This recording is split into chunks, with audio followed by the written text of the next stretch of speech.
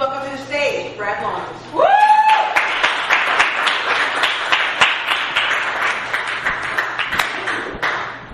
I'm actually sort of the view of anything from this next show. So,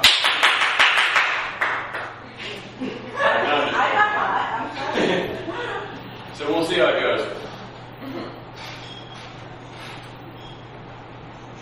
Sex is not the glamorous, wonderful, beautiful thing they show you in movies. It's actually dirty and difficult, and sometimes painful.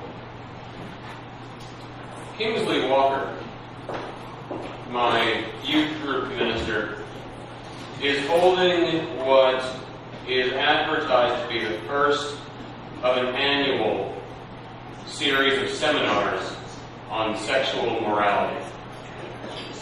And he is using this moment to sort of try to sell us on the idea, a room full of teenagers just entering and experiencing puberty for the very first time, that sex is in no way enjoyable.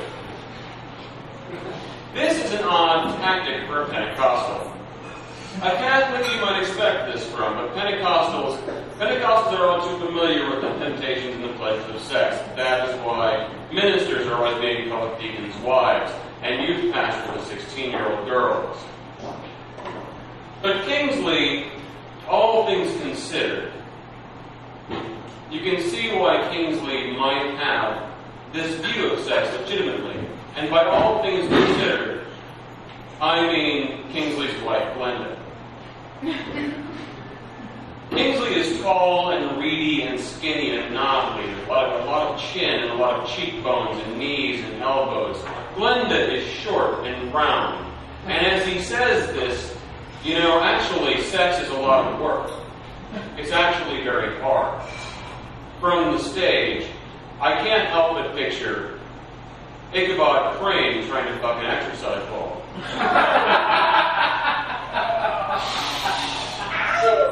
And I don't have a lot to go on because I am 14.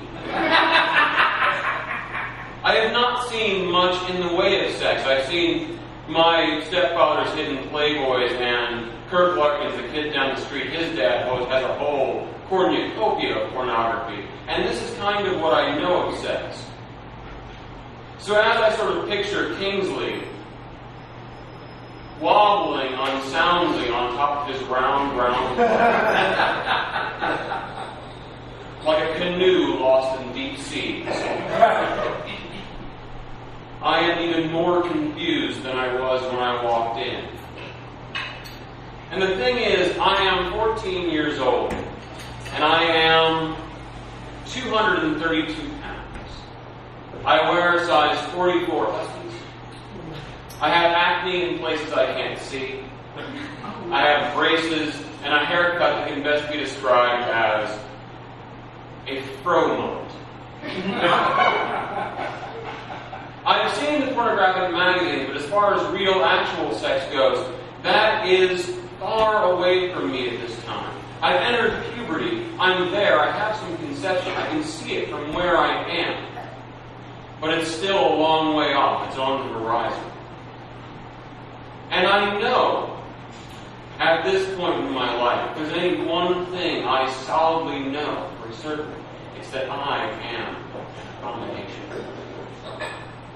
I am hideous, and I'm reminded of this by my stepfather. I'm reminded of this by the other kids. I'm reminded of this by the teachers who look at me with this look in their eyes that says, to them, I look like I hurt. And they wince and kind of pull away for empathy for the pain that just simply being me in my condition must be. And I have wandered away from Kingsley's sermon now. I am locked into my own little world as I contemplate Kingsley's words, that sex is not a glamorous, glorious thing as secular films and movies want you to believe that it is. Those are worldly things, and in truth, sex is for procreation, and it's hard work, and something you must do in the covenant of marriage, in the sanctified covenant of marriage, as seen through the church in the eyes of our Lord Jesus Christ. And I want, more than anything, I want desperately to believe that this is true. I want to believe Him because what great relief would it be for me who cannot ever begin to believe that anyone will want to touch me in that way. To know that that will never, ever be mine.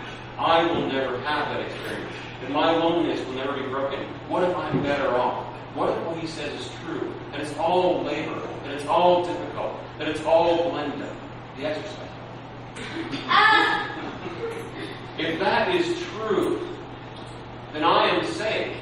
More than Jesus is ever saved is the idea that sex is something you should not and would not want if you knew better. And I am sitting in a seat